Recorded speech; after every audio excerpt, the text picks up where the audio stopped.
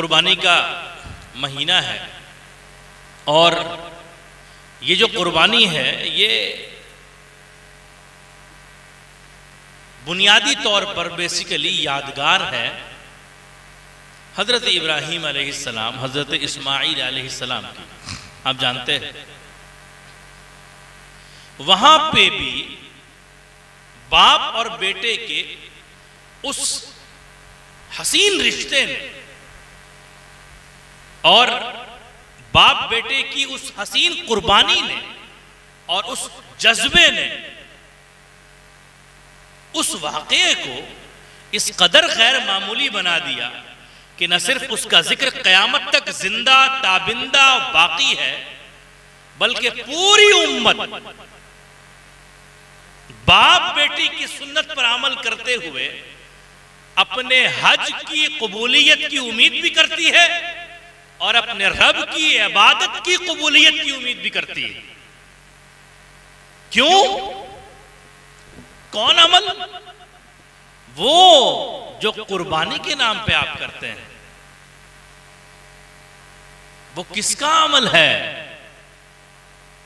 हज के वो अरकान, चंद अरकान, उम्रा में करने वाले अरकान, साई हो खास तौर से, वो सब हजरत इब्राहीम अलैहिस्सलाम की फैमिली से रिलेटेड है।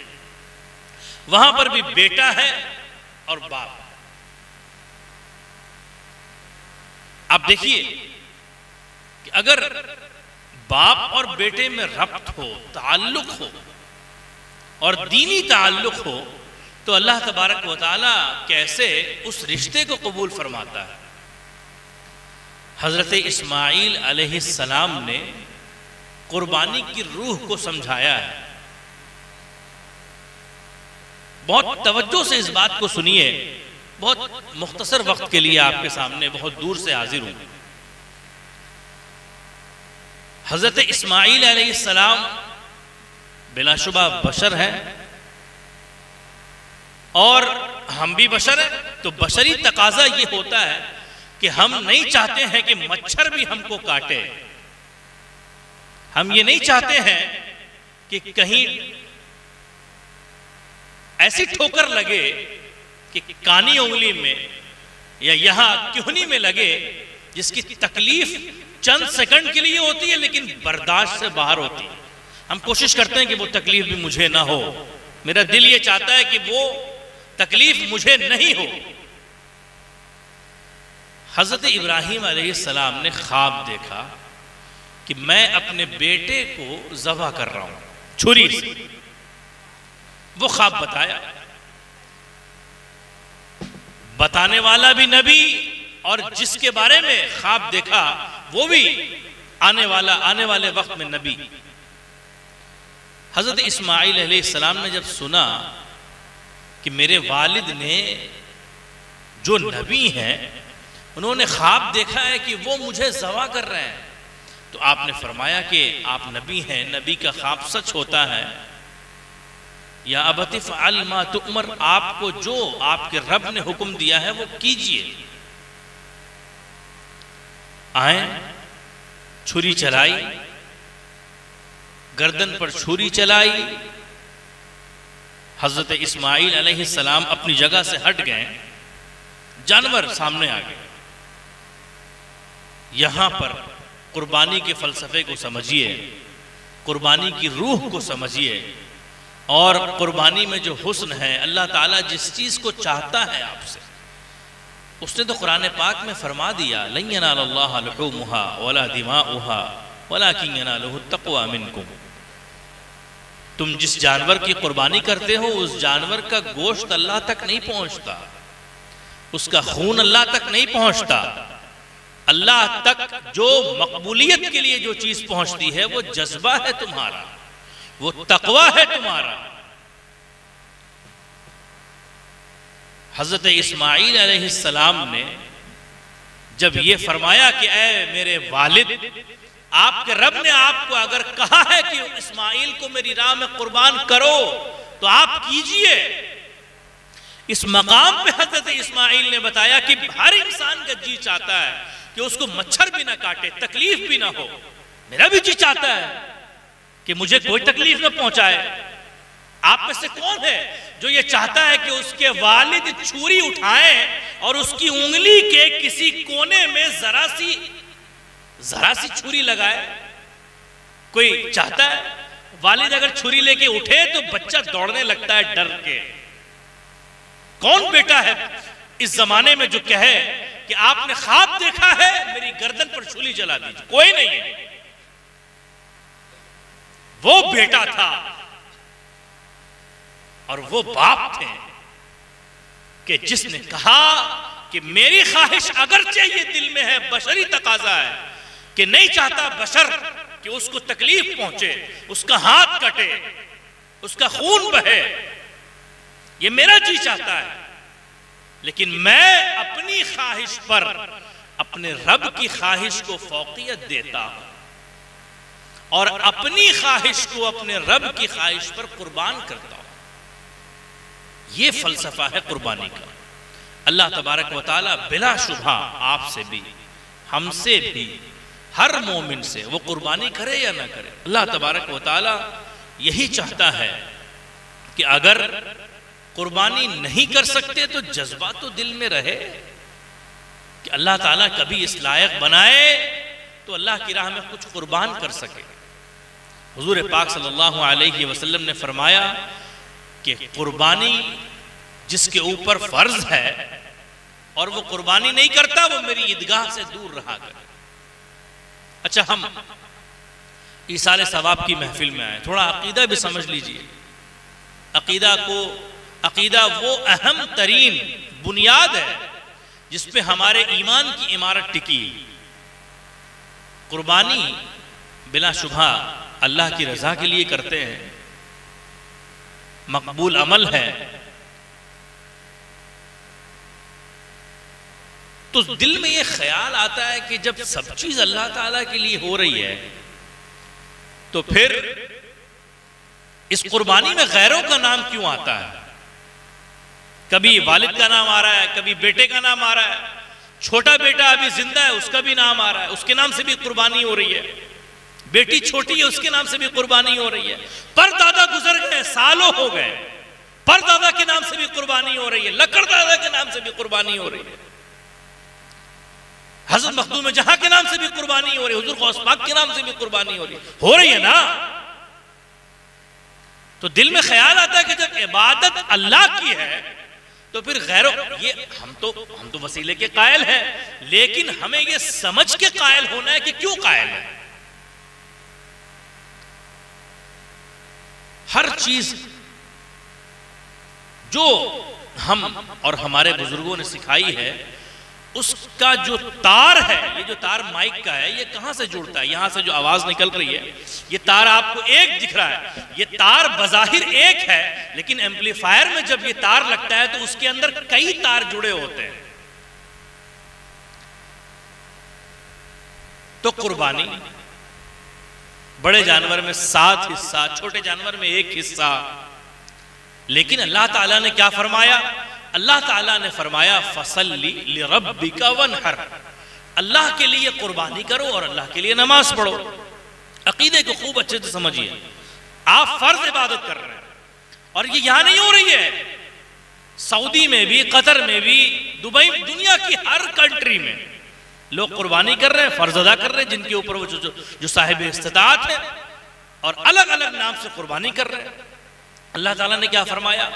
अल्लाह के लिए कुर्बानी करो और अल्लाह के लिए नमाज पढ़ो। हुक्म आ गया और हमने हुक्म पे अमल किस तरह किया? बिस्मिल्लाह अल्लाहु अकबर। तो फिर ये नाम क्यों लिया जाता है? खूब अच्छे से समझिए। ये अकीदा है जमात अहले सुन्नत का कि नाम कुर्बानी में दुनिया का हर मुसलमान इबादत समझ के नहीं लेता, ईसाले सवाब समझ के लेता है। और ये मेरा तरीका नहीं है, ये हुजूर पाक सल्लल्लाहु अलैहि वसल्लम का सिखाया हुआ तरीका है। तो किसी का नाम लेना ईसाले सवाब है, सवाब पहुंचाना है।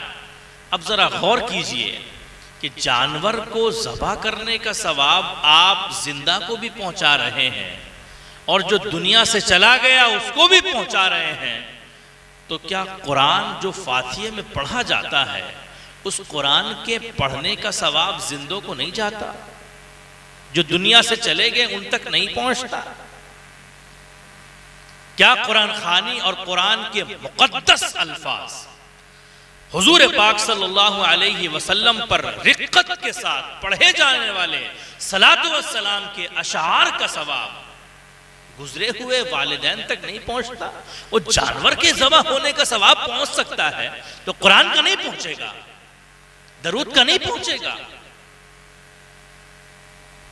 ये अकीदा है और ये अकीदा कुर्बानी का अमल हमको ये सिखाता है कि बुजुर्गान दीन ने साल भर ईसाले सवाब करके ये जज्बा दिल में जिंदा रखा है कि जब असल कुर्बानी का वक्त आएगा, बकरीद का वक्त आएगा, तो कुर्बानी करने में कोई झिझक ना हो, ईसाले सवाब करने में कोई झिझक ना हो, क्योंकि साल भर ईसाले सवाब करना सिखाया है।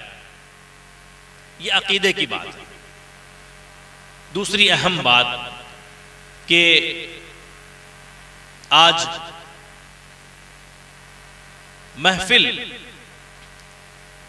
दुआ की है और दो हमारे बुजुर्ग तशरीफ फरमा है, आपको उनको सुनना है। मैं बस एक वाकया सुना के अपनी बात को खत्म करूंगा। हुजूर पाक सल्लल्लाहु अलैहि बड़ा रिक्कत अंगेज वाकया हदीस पाक से। हुजूर पाक सल्लल्लाहु अलैहि वसल्लम के पास एक सहाबी आए और उन्होंने आके कहा, या रसूल अल्लाह, मेरे वालिद जब कमाते थे तो अपने एतबार से खर्च करते थे, अब वो मेरी कमाई पे डिपेंड है, मैं उनको खर्च देता हूं, बहुत ज्यादा खर्च करते हैं। क्या कहा?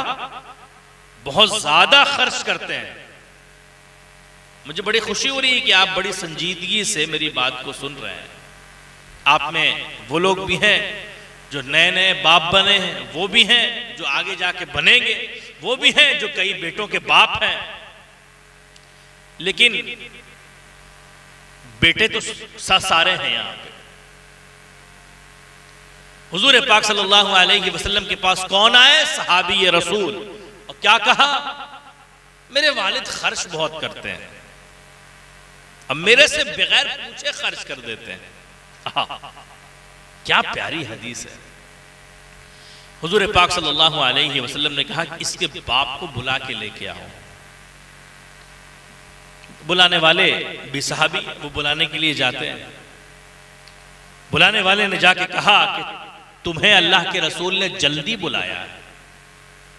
जो तो जल्दी का लफ्ज जो सुना तो कहा चलो कोई खास बात, जल्दी क्यों बुलाया? कोई खास कोई कहीं कोई हुक्म है तो अभी सुनाओ हुक्म, उसकी तैयारी कर ले। उन्होंने कहा कि नहीं, हुजूर ने जल्दी बुलाया है क्योंकि तुम्हारे बेटे ने तुम्हारी शिकायत कर दी है। तुम्हारे बेटे ने दरबार नबूवत में तुम्हारी शिकायत की है कि तुम बहुत माल खर्च करते हो, उसका बगैर पूछे खर्च करते हो। सुनिए,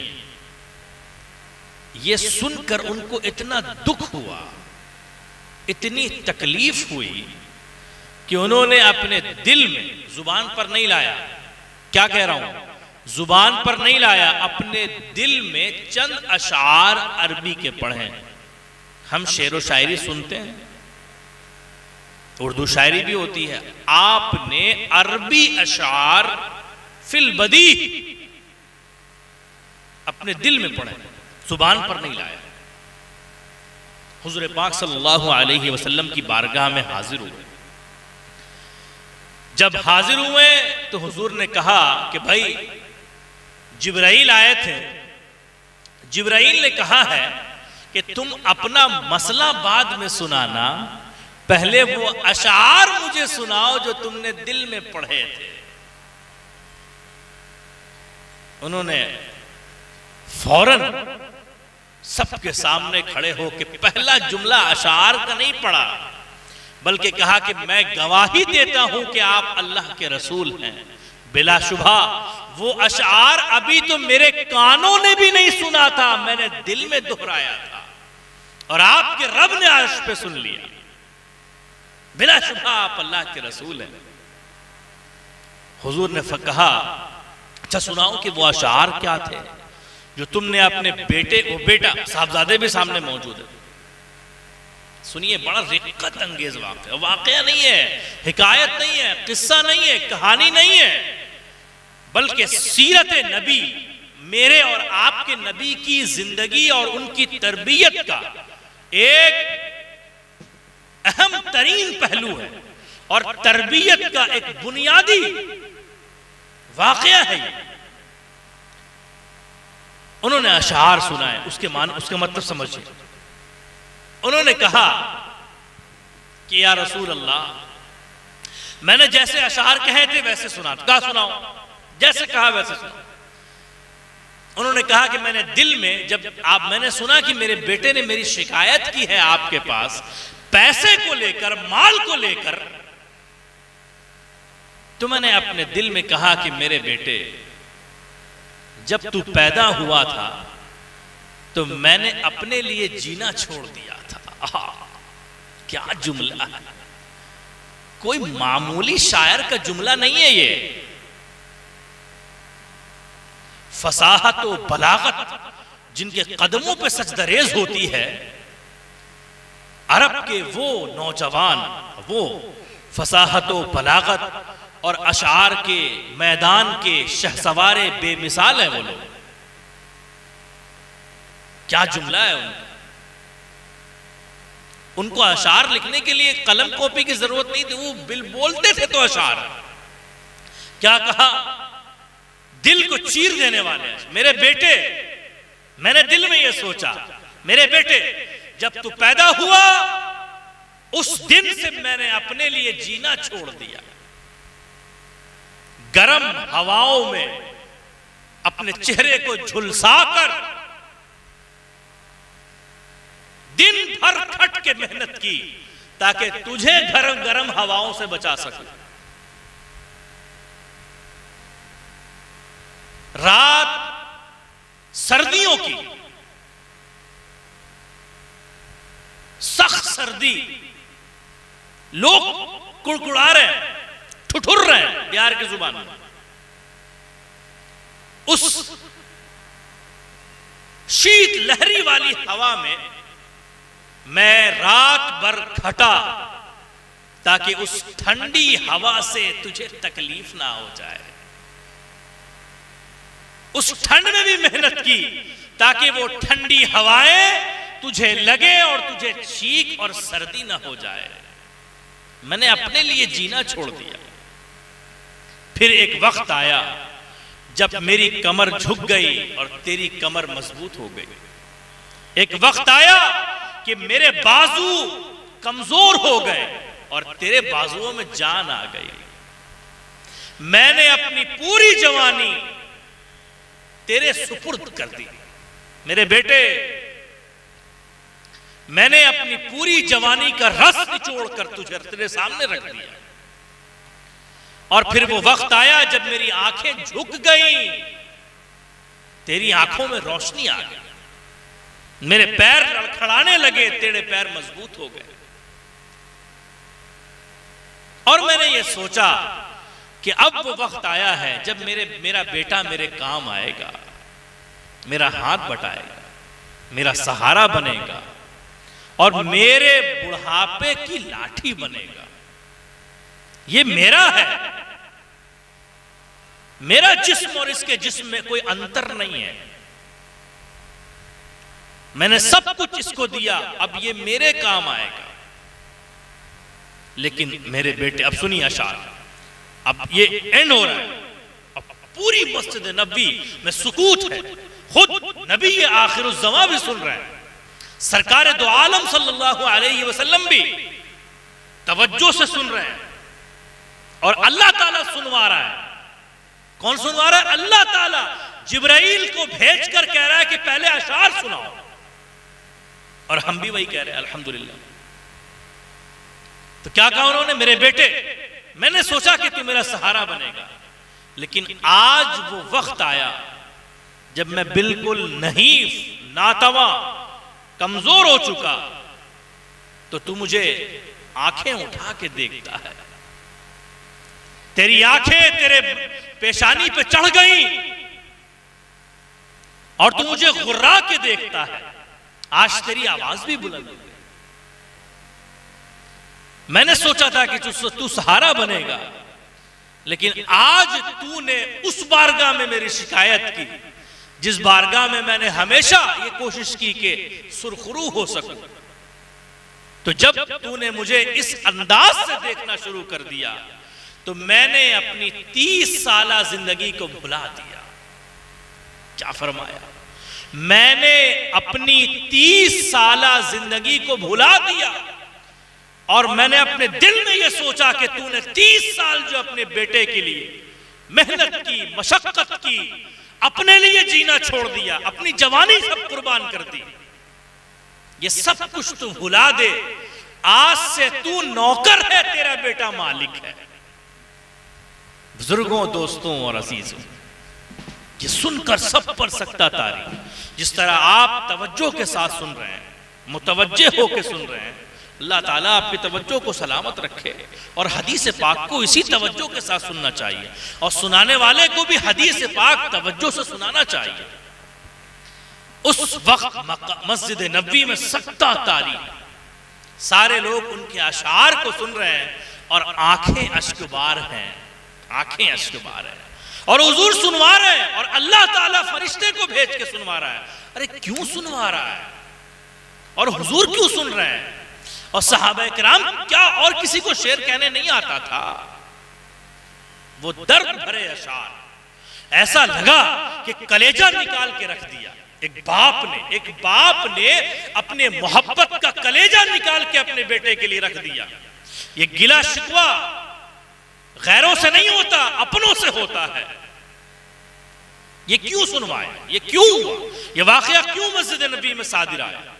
इसीलिए अल्लाह तबारक व तआला ये हकीकत को लोगों के सामने दिखाकर हमको ये बताना चाहता था कि एक बाप सारी जिंदगी तुम्हारे लिए क्या करता है और तुम्हारी एक अदना सी शिकायत कितनी तकलीफ पहुंचाती है, और उस तकलीफ की खबर अल्लाह ताला को होती है और अल्लाह ताला का रिएक्शन क्या होता है उस खबर पर, उस तकलीफ पहुंचाने पर, उस दर्द देने पर। तुम ये समझते हो कि वालिद को जो चाहे बोल दें, लेकिन अल्लाह ताला इस हसास मामले को इतनी इंपॉर्टेंस देता है कि जिब्राइल भेज के अपने नबी को कहता है कि तुम्हारे सहाबी ने जो दर्द भरे अशार कहे हैं, ऐ मेरे नबी पूरे सहाबा की जमात को वो अशार सुनाओ और एक बाप का दर्द लोगों को बताओ और उस बेटे को खड़ा करके सुनाओ और वो ये जाने, वो ये समझे कि बाप का दर्द क्या होता है और बाप का मकाम क्या होता है, कि उसके दिल की आह अर्श आज़म को हिला के रख देती है। बुजुर्गों, दोस्तों और अजीजों, ये एक वाक़या कई चीजें बताता है। आज शमीम साहब की दावत पर हम सब यहाँ हाजिर हैं, मुख्तसर वक्त के लिए हाजिर हैं, आपसे चंद मिनटों के, चंद घंटों के लिए आपके सामने रूबरू हैं। लेकिन बिलाशुबा ये दीनी जलसा, दीन के नाम पर मुनक़िद होने वाला जलसा, बिलाशुबा आपको भी इसका अजर क़यामत में मिलेगा और मुझे भी इसका अजर क़यामत में मिलेगा। लेकिन जाते जाते अपने व हुजूर पाक सल्लल्लाहु अलैहि वसल्लम का वो जुमला याद रखिए कि हुजूर ने फरमाया, अफसोस है उस शख्स पर, अफसोस है उस शख्स पर कि जिसके वालिदैन जिंदा हो और उसने अपने वालिदैन की जिंदगी में जन्नत हासिल न कर ली।